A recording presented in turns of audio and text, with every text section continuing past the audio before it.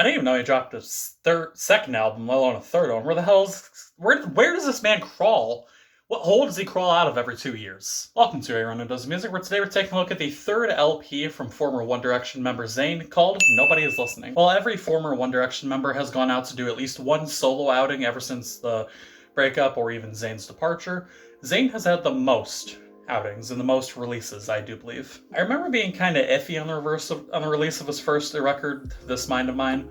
Like, it was okay, there was a couple songs that stood out to me, but overall it wasn't exactly the most impressive album, although the general music media decided to bust every single one of their nuts over it. It was alright, but it wasn't, the best thing of all time. Overall, I'd classify that first album as lyrically pretty solid, but instrumentally it fell very much into the oh hey, it's a mainstream pop album, so every song has to sound the same in the background sort of vibe. And while admittedly I don't remember a whole lot about his second album, like, to be quite honest, recording this review right now, I'm looking at my script, I didn't even write the name of the album at this point in the review, so I don't even remember the name of this same album. This third album here still has a lot of elements of that first one where it's like, everything sounds the same. Let's talk about that and some other things now. Zayn Malik, or Malik, if I get his name pronounced wrong, I apologize. I've seen pronunciations in both ways.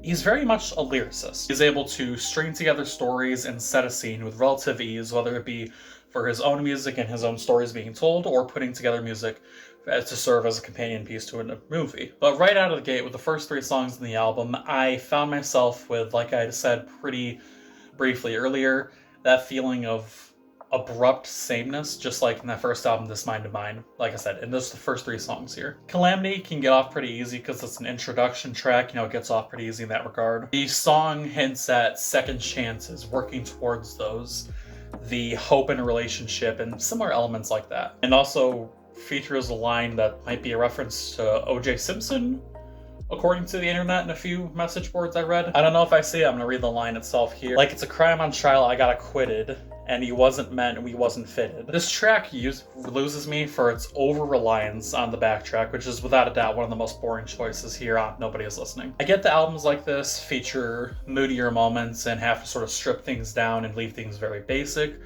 but you can do that without relying on something that sounds like somebody could create a music program in all of 5 minutes. This is Zayn we're talking about here. This is a man who sits at the top of charts, puts out songs that get millions of hits and millions of views on their music videos. So why 3 albums into his career, and this early into the third album, are we getting a song with an instrumental track as lackluster and, again, boring as this? And whether the moodier moments are sexually charged or emotionally recharged, relying on subtle instrumental beats, you can do this so much better. And we see a song do this better literally 1 track later with Outside. Outside talks about wanting to keep a relationship going, dedicating your own personal strength and vigor towards that relationship, trying to keep it together and keep it solid. Despite every single one of these troubles that plagues the relationship, it's nothing but wanting to fight for it. This song lets the really simplistic acoustics melt into the dreamy lyrical delivery, and the reason that this song, although similar in form and theme to Better, is better than Better, is because instrumentally it actually acts like it gives a fuck. It feels like the music behind the lyrics is actually meant to evoke an emotion rather than serve as just something behind Zayn. Not to mention that we actually get a feeling like it's not just the same thing from verse to chorus. In Better, it felt like the whole song was just one continuous line, and then I looked it up and it turns out there are actually structured verses versus structured choruses, and it really didn't feel like that, whereas here with Outside, you can tell that there's genuine structure and the feeling of structure here in the track. But combine Outside, a okay-ish track, with Better, a bland track, and Calamity, which is just your typical introduction track, but seemingly less care put into it, and you have a pretty fucking weak start to the album. And I hate starting off like overly negative like this. I hate immediately painting this picture of, hey, yeah, this is shit. But 3 songs in here, and I'm already dreading the rest of the album. On my first listen, I had to stop it and walk away, and I was like, wow, I want this to get better. I don't like doing negative reviews. They're going to happen at the end of the day at some point, but I really didn't want to do this. This is one of the first reviews I wrote this year, way back around when the album actually came out. I've been pushing it off and pushing it off. I think around 7 months after release now. Moving on, a lot of artists really shine when you can get an outside influence or collaborator In a review that's being posted slightly before, slightly after this one, American Teeth employed the use of artists Femme and Dwayne, and it was a really nice collab. I mean, look at more mainstream collabs like The Weeknd and Lana Del Rey. You can really make some true magic when two people come together. And at first glance, you can get this idea that maybe this is Zayn realizing, oh shit, gotta put in some power into this album, because we get a sexually charged track, vintage Zayn, courtesy of a collaboration between him and Sid. When Love Comes Around is repetitive, but in a kind of more appealing way than the earlier track better. The song feels like it really capitalizes on the catchiness of it, because again, with songs that are more tuned towards, you know, getting your fuck on, it feels like you can sort of kind of get away with being a little more going back to the same wheelhouse again and again. I'll admit, I used to give pop artists, and I still kind of do, so much shit for doing the same repetitive thing with how they sang or rapped or whatever. But over the years, I realized it's kind of unavoidable, and sometimes they can be kind of okay to listen to, like right here with this collab. Sid's edition really brings in a fresh face and a fresh idea and emotion to things without really changing it up too much from the core Zayn formula. And while it's not a track that I'm going to staple to every single one of my playlists, it's a track that I can go to this album and be like, hey, if you want to check something out, skip the singles, go to this one. Talking about another collab here, we had Windowsill featuring Devlin. This track goes the same route with a more direct take on what has been relatively innocent and play it by ear references to sex and, you know, sexy stuff. But this one just puts it right in your face, just kind of flicks you right in the nose there. Let's take a look at a lyrical moment here. I'm just going to put it right up on the screen, and it's going to stare at you in all of its glory. Here's the lyric. Cigarettes and fucking on my windowsill. In my bed, yeah. Tell me when you get here. Yeah, this is the kind of in-your-face energy and sort of like really melodic and sort of lovely voice kind of vibe that Zayn excels in, and this is really, I think, where he does his best work, is when he's just talking about sex. Some of his love songs are okay, but I feel like Zayn, he's really just an artist made to talk about carnal desires above all else. The more toned down version of this that he displayed occasionally in One Direction, like way toned it down, because One Direction was more of just a typical boy band. I feel like these two tracks are glimpses that maybe things will get better here on the album. You know, those first three songs, they're not a representation of the rest of the album, but it also shows that Zayn can only so far, if you look at those first three tracks, then these two collaborations, it feels like so far Zayn can only really make something good when he has somebody else to lean on. He can only really make a comprehensive and enjoyable track when there's somebody else to sort of bring something in. I feel like if you took away Devlin, if you took away Sid, these songs would fall just a little flatter. And between these two collabs, I just want to say, Devlin's up here, Sid's down here. That's it.